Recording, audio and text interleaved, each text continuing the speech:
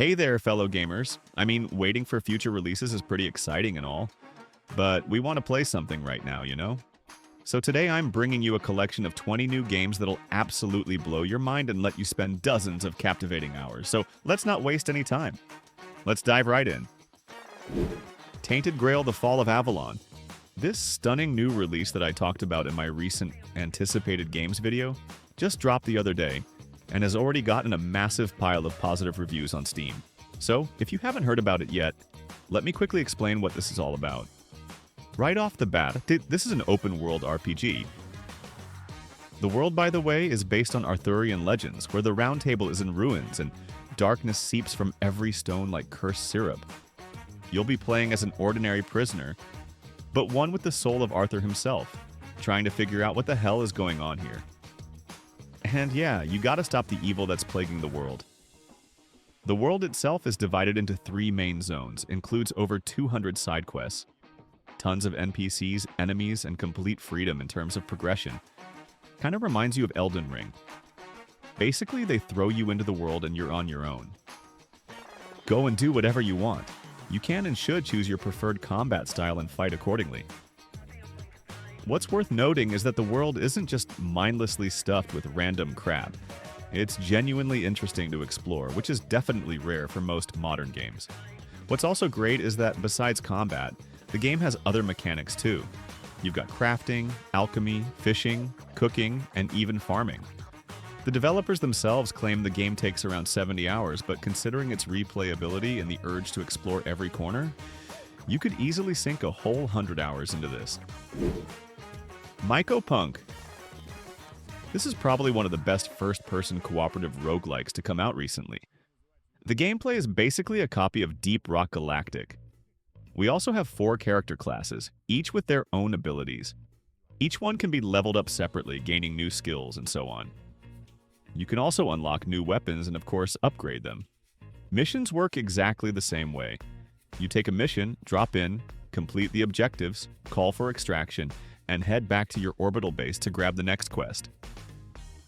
On missions, you can gather different resources, just like with the dwarves, which you can spend on buying upgrades. Of course, random events can happen during missions, like meteor strikes. However, the fact that it's so similar to Deep Rock doesn't make it bad. I'd actually say the opposite. It's fun to play, has its own quirks, and some mechanics that Deep Rock doesn't have. The game also has interesting base exploration where we live. There's tons of fun stuff there too. Basically, if you've got friends ready to roll with you, you can definitely give this a test run. And this is Karma: The Dark World. A game that came out back in March, but I'm only talking about it now? Oh well. This is an indie psychological thriller that pulls you into a dystopian 1984 where you're digging through other people's minds, with East Germany as the setting and a corporate agent as the main character. Someone who will be doing surveillance and brainwashing. Usually your task is to investigate crimes by diving into suspects' memories using special technology. At first glance, everything starts simple with some petty theft, but the further you progress through the story, the more it becomes like a conspiracy trip where reality just cracks at the seams. Gameplay-wise, nothing particularly groundbreaking. Games like this are usually called walking simulators, and this is no exception. You need to solve puzzles, find clues, codes, and so on.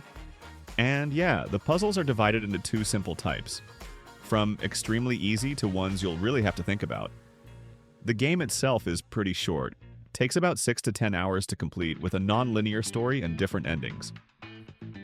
If you love this kind of psychedelic stuff, it's definitely worth checking out.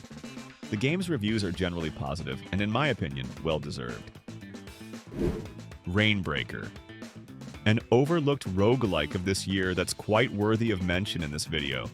A game that immediately reminds you of Hades with its visuals, which you really want to compare it to.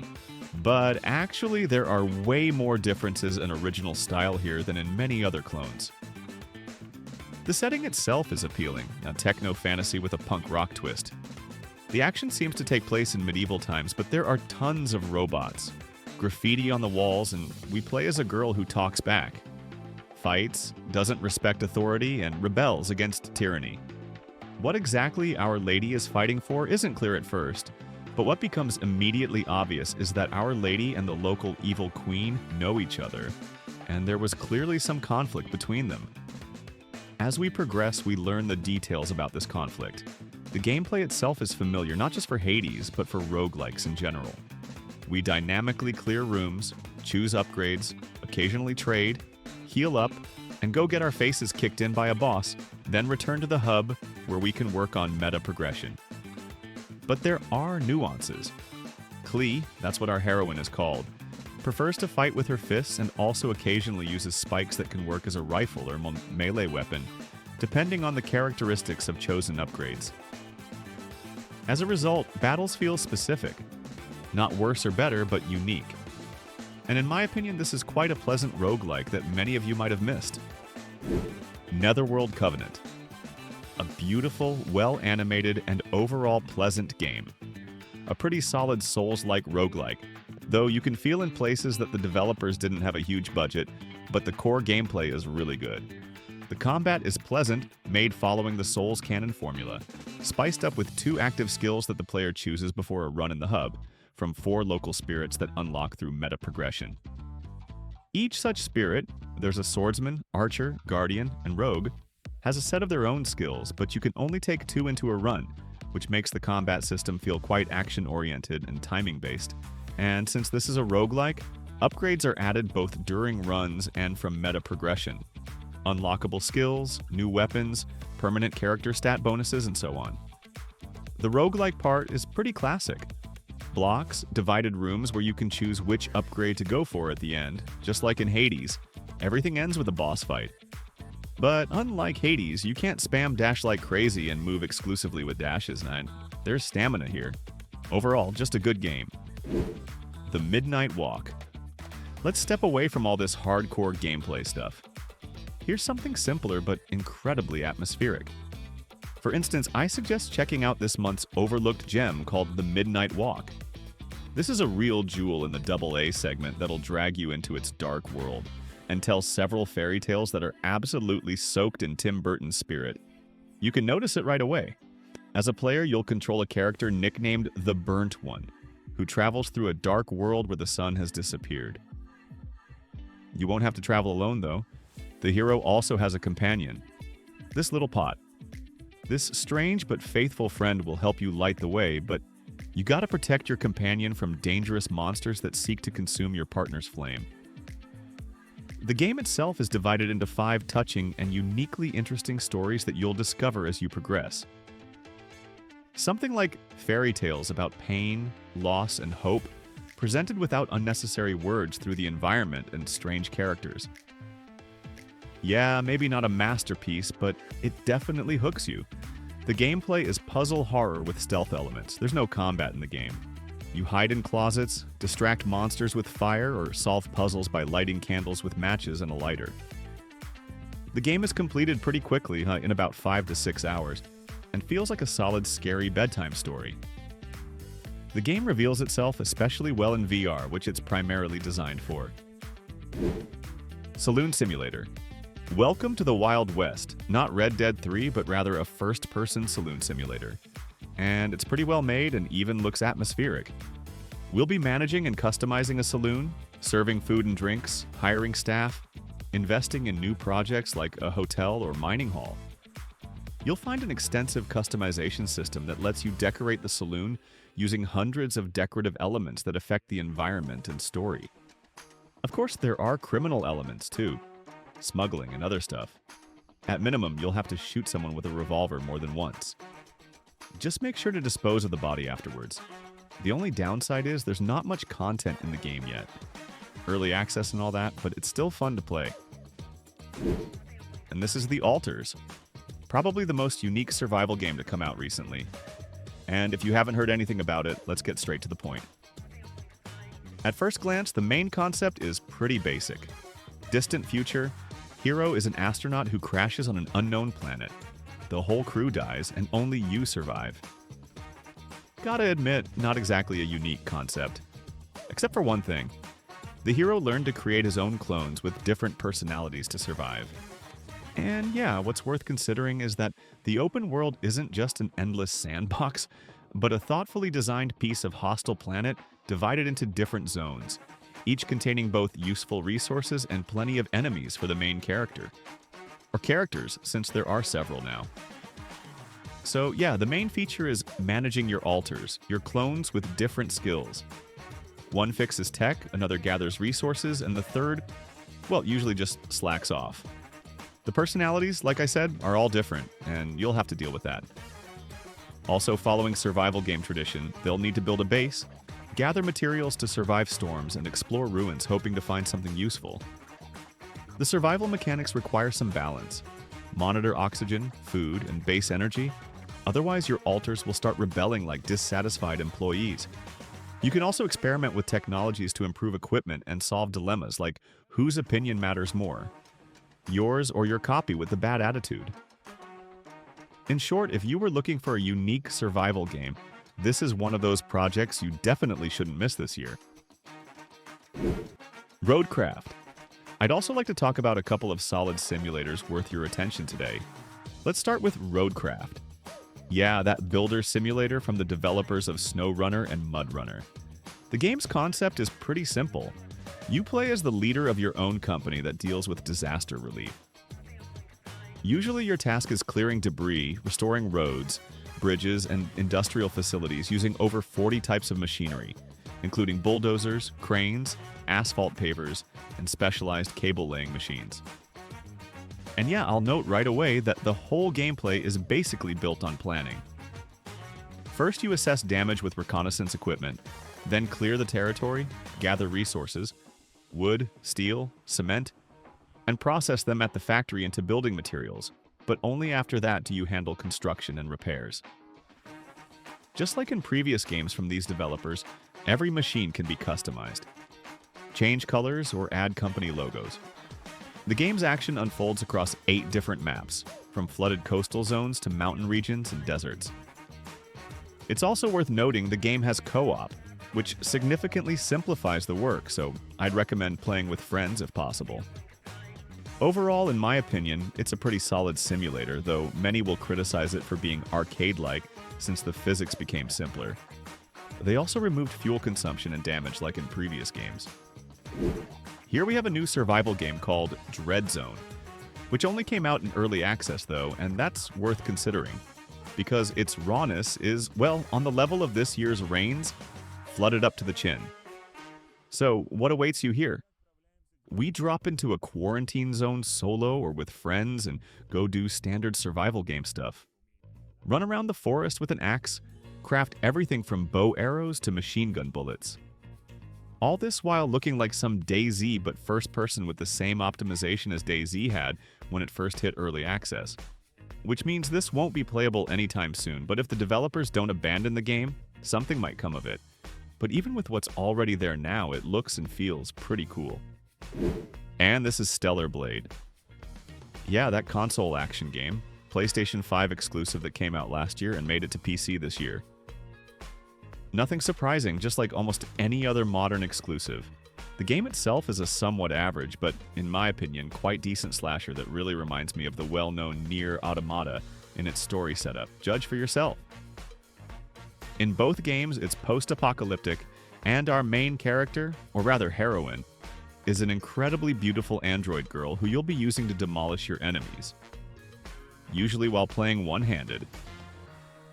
Yeah, the character designs in this game are on some next level, which apparently caused a small scandal with feminists last year about another sexualization. But personally, I don't see any real downsides to this. I think many of us would rather play as a beautiful character than the opposite. However, behind the beautiful wrapper hides a pretty average game with decent combat, presentation, and story. Don't expect a 10 out of 10 masterpiece here, but don't skip it either. Especially considering that slashers have become an incredibly rare game genre lately. God forbid if a couple come out per year and it's not even guaranteed they'll all be playable. So if you missed this project last year, let's be honest, not everyone has a PlayStation 5. You can fix that this year and play the game on PC, which I recommend you do. Puzzle games are usually the kind of genre that few people want to pay attention to. Let's be honest, you gotta think, and thinking is boring and tedious. But not all games in this genre are dull crap. For example, a game called Blueprints recently came out. Let me quickly explain why it's worth your attention. The story setup is as follows. You play as a hero who inherited a pretty nice mansion, but with a catch. To claim the inheritance, you need to find the mythical 46th room, in a mansion with 45 rooms. Here you rebuild the mansion every day, choosing rooms from 3 random blueprints. The rooms, from bedrooms to laboratories, have doors that must connect, otherwise it's a dead end. Plus you have limited steps. Basically stamina, and if you run out, the day ends, the mansion resets, which adds difficulty to progression. So you'll definitely have to think more than once. Throughout the game, you'll solve tons of different puzzles, find keys, open safes, flip switches, and collect coins for gear. The puzzles here are diverse, from simple math and logic to wild ones where you need to connect lore and notes across dozens of runs. In short, if you were looking for a puzzle game that'll really test your knowledge and logic, this is one of them. Highly recommend checking it out. Dune Awakening. And although there was already a survival game in the top list, I just couldn't pass by this one that came out in summer. As you can guess, it's based on the movie franchise of the same name. The game's Steam launch was, let's say, so-so at first. However, as of writing this script, the situation is much better, and the reviews are mostly positive, which is great news. And if you've watched at least one movie, you probably understand perfectly that the game world is an extremely harsh place. This planet Arrakis, where the sun beats down so hard you want to quickly find shade and not become a snack for the local sandworms. In everything else, it's basically familiar survival gameplay and mechanics. Gather resources, craft and build a base from a shack to a fortress you wouldn't be ashamed to show friends. And considering the world is dangerous, combat found its place too. Usually here you fight not only mutants but other players too, using swords, blasters, and even vehicles. There are also factions. Choose one, complete their quests, and influence the Landsraad, the council that decides who's in charge. And graphically, considering this is seemingly a niche survival genre, the game is made quite well. You'll definitely admire the beautiful visuals more than once. And it's best to do this not solo but in co-op, where the game fully unfolds. If we're talking about runs with friends, you should definitely test Peak. A mega hyped game about climbing. Who knows where main thing is up, where you can definitely mess with your friends big time, but you'd better not do that. The goal is to reach the mountain peak. There are no saves or checkpoints. Fall with your friend from the 3rd platform and die? Start over from the first one. A whole hour of gameplay down the drain. Along the way, you'll encounter random items and chests scattered across all the islands. The further you progress, the harder they become, giving you more and more challenges. The locations are well made and diverse, each with its own individual difficulties requiring different approaches. You never know what awaits you ahead. The game generates levels daily and the placement of chests and loot in general. Really cool mechanic. I've never seen anything like this before, at least not this frequently. Bottom line, extremely energetic cooperative game. Have you played the second or first System Shock, released back in the 90s? I won't lie, I didn't experience either part, but I'm well aware that both games are excellent examples of immersive sims that are now considered the gold standard. So, the first part had some reissue or remaster about 2 years ago, and as I understand, it's time for the second part. Both for those who are fans of the original and for those who want to dive into this genre and game series without unnecessary hassles of launching and configuring an ancient game on modern hardware. And yeah, considering they remade the game for modern hardware, you get support for high resolutions, refresh rates, new textures and character models, new animations, and enhanced cutscenes. But the story setup remains the same. The game takes place in 2114 aboard a starship where the main character, waking up from cryosleep, must confront a ruthless artificial intelligence and its mutants. And how exactly, the choice is entirely yours. You can and should choose a suitable class, like Shooter, Hacker, or Psionic. There's customization of your skills through cyber modules. Shoot, hack terminals, move boxes with telekinesis, or burn enemies with psionics. Sounds like BioShock's grandfather, and basically that's what it is.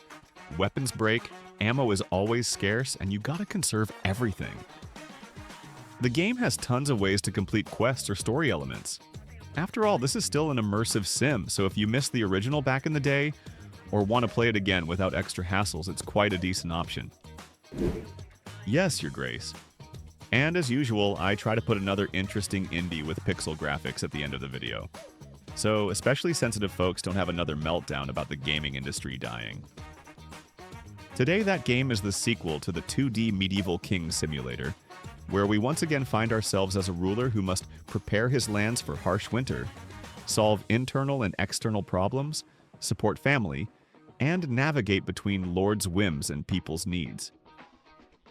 Gameplay revolves around resource management, making tough decisions and interacting with a queue of visitors, each bringing their concerns, requests, or threats to the palace. Compared to the first part, more problem-solving methods became available.